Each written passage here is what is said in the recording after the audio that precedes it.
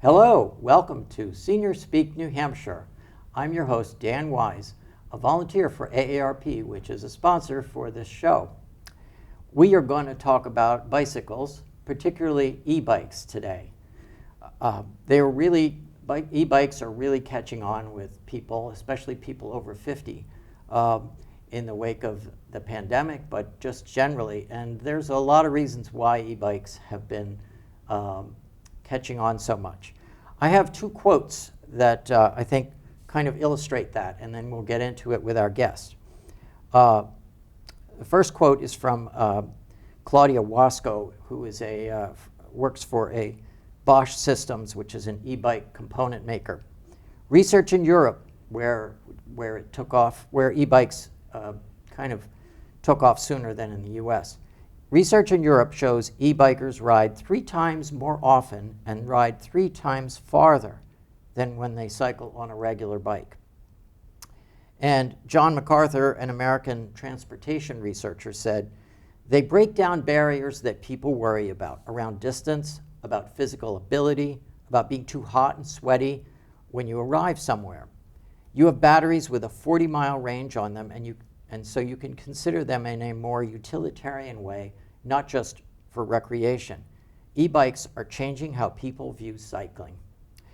My guest to talk about that today is Tim Farmer, president and co-owner of S&W Sports, one of the largest bike, ski, snowboard shops in the state. Welcome, Tim. Welcome, thank you. Thank you. So, Tim, I saw that you have been in the bike business for a long time. Can you tell me when you started, and did you start at the store you're at? I did, yes. I started working for S&W Sports part-time when I was a very young teenager, 13 actually, 1979. And the bike business was much different then, much simpler. And I worked for the original family that started S&W Sports for near 20 years, and then I purchased it in 1998. So now I remember when, I bought a bike in the first bikes I ever had in the early 70s. There were basically, what do they call them, English racers, and bikes with flip handlebars, and sometimes the bikes had super skinny tires, but generally that was what there was to choose from those days, unless you're talking about kids' bikes. And I went to the store with you a couple of weeks ago, and I was just astounded by the variety of bikes that are out there. Among the traditional non-motorized bikes, there were bikes with just really huge tires, what do they call those? Fat bikes. The fat bikes, and so what are the most popular kinds of bikes that adults buy these days of any age right now? So road bikes have kind of taken a backseat to gravel bikes. So a gravel bike is the same as a road bike, except it has wider tires and sometimes a little stronger components for riding on town-maintained back roads, beautiful country roads, rail trails, and some Class 6 roads, that type of thing. Yeah. That's probably one of the more popular segments. And then there's what we call comfort bikes or hybrids that are great for cruising around the city, running utilitarian errands and riding on rail trails, that sort of thing. And then, of course, mountain bikes. Yeah. Now, and now we're going to talk about e-bikes a bit. What percentage of the marketplace in New Hampshire and in your store do e-bikes comprise right now, and how has that changed over the past few years? E-bikes are about 35% of our bike sales now. There was a survey that came out, not a survey, but a finding that came out before COVID, 2019, that thought that by 2025, e-bikes would be 25% of the market. And the pandemic just sped that up, and a lot of people got on e-bikes sooner. And it's, as you mentioned, the quotes. We find people that are getting into e-bikes are getting more exercise because they are cycling longer and they are cycling further and they're cycling more often. So they're actually getting more exercise than they would have if they had a analog or a standard bike. Wow. Yeah. Now, what most of the bikes, the e-bikes that are out there, are pedal assisted. Can you kind of describe what makes an e-bike?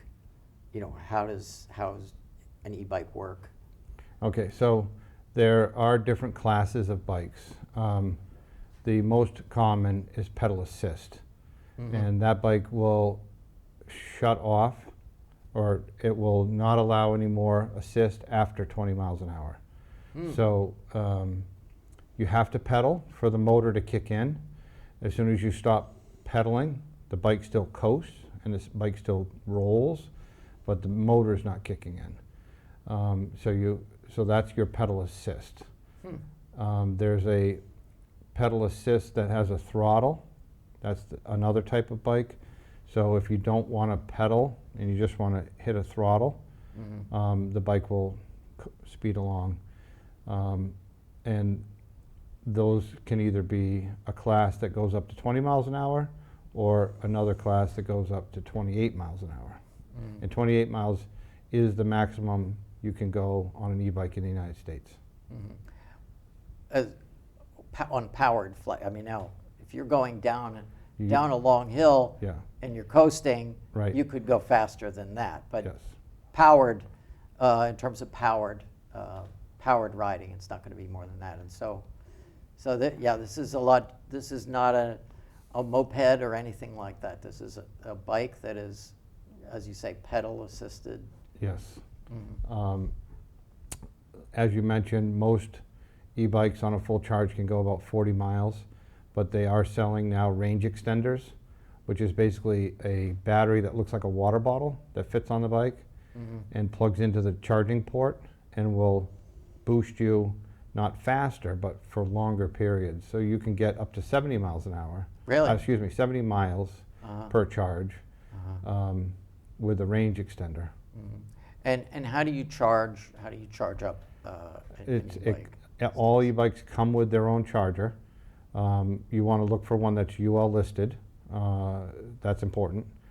If you've heard, there's been some fires and whatnot caused by some of the less quality made e-bikes that are out there, and they aren't UL tested. But they come with a regular, 110 volt, plug it into the standard outlet charger that usually takes about 4 hours to charge a bike when it's completely flat. 4 hours. Now, can you talk a little bit about the differences, some of the other differences that there are with an electric bike? For example, I know they're heavier. Yes, depending on the bike, the type of bike, they're 15 to 20 pounds heavier than a traditional bike. Most e-bikes now, if not all, have disc brakes. So the bikes that we are used to had these rubber pads that would grab the rim and that would slow you down. That's called a rim brake. Yeah. And now they have disc brakes like on a car or a motorcycle, where it has much greater stopping power. Does it change between having the battery and the disc brakes, it must change the weight distribution of a bicycle? Yes, a good point. So there's actually two types of motors that you can get on an e-bike. There's a hub drive, which the motor is in the center of the rear wheel, or the hub. And then there's a crank-driven motor, which is in the very center bottom of the frame where the pedals are. And the hub drive bikes tend to be obviously heavier in the rear, which can make the bike a little whippy and harder to control in corners, and the mid-drive underneath the middle of the bike is a much more stable feel. It is heavier, but it definitely performs more like a traditional bike. Yeah, yeah. And yet the weight, even though you've got this added weight, since you've got pedal assist, the sensation is, I haven't ridden an electric bike myself yet, but it sounds like it's giving you a little bit of a push. So there's different modes. The bikes that we sell typically have an eco mode, which is your least amount of assist. Eco meaning that it's battery friendly, so it's going to not use up as much battery as quick. Then the next mode would be called Tour, which is where you probably would be most of the time for riding your bike. And then Turbo is the top. And usually when I'm having somebody come in for the first time and putting them on an e-bike, I'll tell them to be prepared for the takeoff, and I'll put it in Turbo, and they take a ride around the parking lot and come back and they have a smile ear to ear because you feel like a kid again. It's the greatest feeling. It really is. Yeah, and then you also have gearing on the bike too, Yes. right? Yep. So you have less gearing, but you have low to high range for either going up hills or down hills, but less gearing because the battery takes up some of the gears. Yeah, and so, but you still have the gearing in the sense that it's going to affect how you feel the pedals, how you're turning the pedals. So a higher gear with the assist will get you to that top level speed much quicker than a low gear, but a low gear, even with the assist, is what you might need for some of the New England hills. There's a lot of hills around.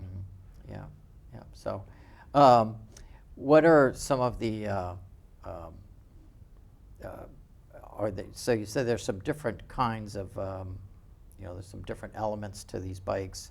How do you how would you suggest somebody approach deciding what kind of bike is right for them? So I think the best thing to do is you can do some internet research, but I would highly recommend just going to a reputable bike shop that has been selling e-bikes for a while, that has some knowledge. And there are many bike shops that only sell e-bikes. They specialize in e-bikes. They don't sell the traditional bikes, they just sell e-bikes. And of course you're going to get all the knowledge you want. Their salespeople are trained to ask the right questions, to get you on the right style bike so that you enjoy it and use it. We want you to use the bike. Yeah. And what are, I think with any bike, there are certain accessories that are, for safety's sake that you would have people have. So that's what a helmet and well, of lights, course, a helmet, yes, but it's all the same as a traditional bike. There's clothing that you can buy that has pads in the shorts for comfort. There's gel gloves that you can wear to take absorption on bumps on your hands, and then of course the daytime running lights. That's really important. So not just a light that you can use at dusk, but something that you put on all the time when you ride, and it can be seen up to 2 kilometers or more oncoming traffic. There are new lights now that actually will tell you when a car is approaching you from the rear. Oh, wow. It has a little warning sound so that as the car approaches, the beep gets faster. And if you download the app for your phone, you can have your phone on your handlebars and it will actually show you if it's 1 car, 2 cars, however many cars. It shows you if it pulls over or if it's coming right behind you. So there are a lot of new safety features out there. Oh, wow. Today. So what about cost? What are we talking about with e-bikes and then also traditional bikes? What are the prices running these days? Well, I'll start with e-bikes. So as I said, we sell high quality bikes. They're going to start at around $1,600 for an e-bike, and they'll go up to whatever you can imagine, over $10,000. There are a lot of bikes that are being imported that are sold at department stores and big box stores that are not so good, that you might be able to find for $800 or even less. The problem with those is there's nobody to support them. So when we can fix any bicycle, but when it comes to the electrical system, if it's not a brand name like Bosch or Shimano, Yamaha is making bicycle motors, you have to be with a reputable company, or when it breaks, you just can't fix it. Oh, okay. And like I said, also the batteries are overheating when you're charging them, and they're catching on fire. So there's new laws that have been passed in New York City, for instance, where you can't keep e-bikes in your apartment building and that sort of thing. So it's important to look at a good quality e-bike. A traditional bike, kids' bikes start at under $100 sometimes. The average bike that we sell that is a non-e-bike is about $1,000. But you know, there's bikes under that, all the way down to 500, and of course higher than that. Yeah, yeah. So and mountain bikes are popular, but we're not going to be talking so much about mountain bikes and that sort of thing. Now, if people are getting back into riding, they haven't ridden for a while, what's some kind of advice do you give them about kind of how to get started around here? So we're lucky as New Englanders, and also many other parts of the country, that there are an enormous amount of old railroad beds that are getting turned into bike paths, multi-use paths, I should say. We sell two great books from Wilderness Press. One is called Northern New England Rail Trails, and one is called Southern New England Rail Trails. So Northern New England is New Hampshire, Maine, Vermont, and Southern is Massachusetts, Connecticut, Rhode Island. And they're pretty good sized books, and there's 30 or 40 different rail trails in each one. It's great we keep them in our glove box, and when we're out somewhere and we have our bikes, we just explore some of the trails. I find that the southern trails are paved, a lot of them, and the northern trails are hard packed. When you say southern, you mean in Massachusetts. Okay, further south in New England, yeah. And actually, we have some. I have a couple slides with some links to the Northern Rail Trail, including one of the slides is the map of the trail from Boscawen to Lebanon. And the map, when the viewers see it, it shows, I mean, it doesn't show great detail of exactly where the trail is going, but it also has on the bottom, it has a profile of the slope of how far, of where it's mostly level and where it goes up a little bit. And I thought that was really really a helpful thing. And like the Northern Rail Trail, the Boscawen to Lebanon, is that's pretty much continuous at this point, right? That one is continuous. So it's all path off traffic on a rail bed. They're the Friends of the Northern Rail, as they call themselves, has been working on that trail for many, many years, and it's almost down to Concord. So it's making its way. It's in Pennacook at the Hannah Dustin Park and Ride is kind of where it starts. Or ends, if you will. And they've now they're in the process of getting it all the way down to Concord. Well, how is it going to come into Concord?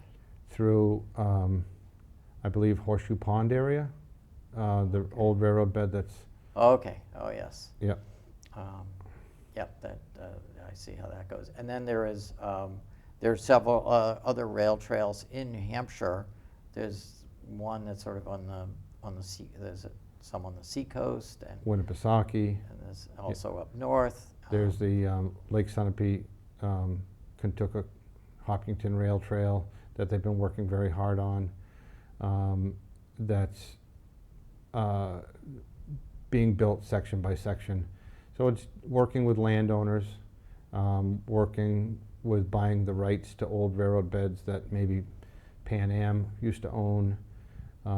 It's a lot of work, but it's going to be great for tourism for New Hampshire and for the other states. And now the Northern Rail Trail, I saw an indication on the map that there was a charging station at, I think it was the Danbury Country Store, which I know personally is a great little store. And the whole trail is actually, I think it's like 59 miles from Boscawen to Lebanon. So that would be a little bit. The whole trail would probably might be beyond the range of a conventional Right. e-bike, unless you had a boost or you did some A charging. charging station. Do they do charging stations on these rail trails? Is that a typical thing? Or? You're going to start seeing more of it, just like you're starting to see more charging stations for cars. As these become more popular and as tourism brings in more folks to use these trails, then they'll be adding services. You'll see B&Bs pop up and ice cream stands and other bike shops and rental shops. Yeah. What about repairs? What kind of repair situations come up with electric bikes? So better quality bikes only usually require updates. So, we take our car in to have it serviced now. The first thing they do, if you have a check engine light on your dash, is they plug it into their computer and it tells you what's going on. We do the same thing. We plug the bike in. It does a diagnostic. It tells us if there's any updates that need to be done. You can download those updates right into the system, and it takes care of any issues. Occasionally, if there's some bikes might have external cables that get crimped or broken from an accident.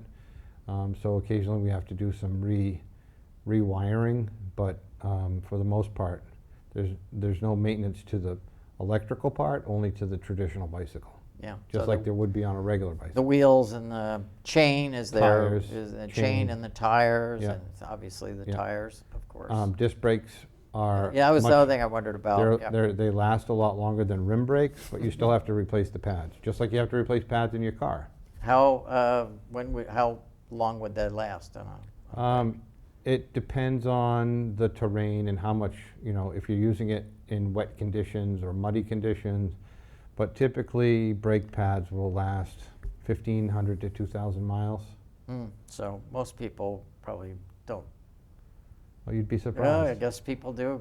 I know They're many people generating that a do lot of that miles now. Yeah, more than that in the that's- summer. That's true. I guess Yeah. people are riding more and, Yeah. and further. And with disc brakes, you don't have the rim brake problem of when it's wet. Right.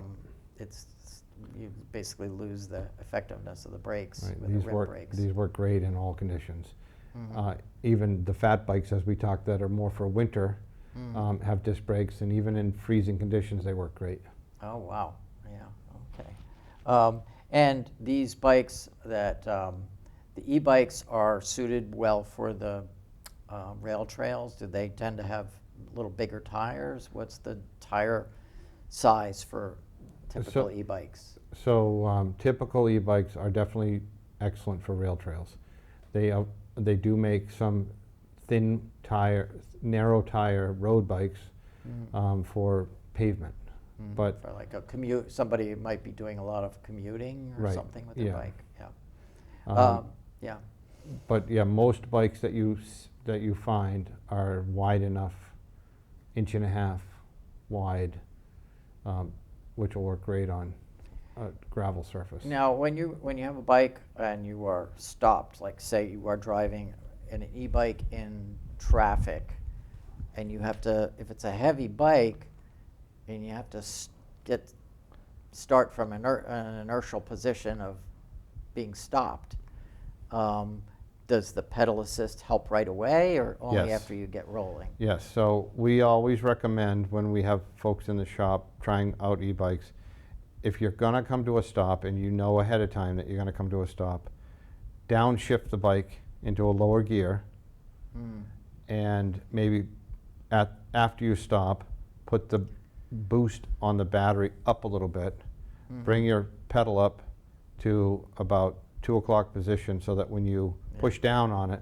You're at the top of the cycle. you take right off. I see. And then that gives you great forward momentum so that you can keep rolling. Okay. I think we've talked about a good range of subjects there. So what else would you say? You say that folks, you are just finding that folks who ride e-bikes are riding further and longer, Yes. more often? Yes. As you said, the people were worried about getting too sweaty. So an e-bike, you can actually get sweaty and you can have a really great workout by keeping it in a lower assist, or you can get from point A to point B very quickly without breaking a sweat by keeping it in turbo. But yes, we're finding that people that used to love to cycle are getting back into cycling all over again because the e-bike gives them the boost, or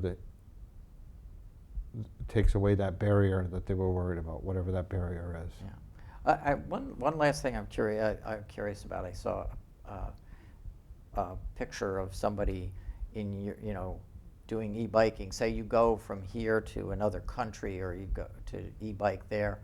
Is there any sort of cautions you would have about if you're going to rent an e-bike somewhere, about what to be on the lookout for, or how to kind of I've done a fair amount of cycling in Europe, and here in the United States, when you have a step-through frame, where the top tube slopes down, Yeah. we Americans have always called that a woman's bike. It's not a woman's bike in Europe. It's a step-through.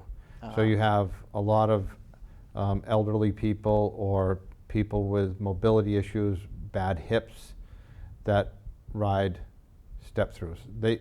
You see way more step-throughs than you see anything that you have to swing your leg over, a step over as they call it. They call them step over or step through. Step through, I see. Not men's and women's.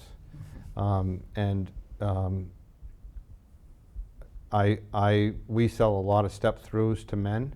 I have been on vacation and I always rent a step-through. It's just easier to get on and off the bike when you're in a place where you don't know where you're going or doing. Yeah. If you have to stop quick, there's no tube to worry about. And I hate to say it, but the motorists are much friendlier in Europe than they are here in the United States. They give you room. They'll follow you for several kilometers if they have to before they pass you, if that's what it takes to be safe.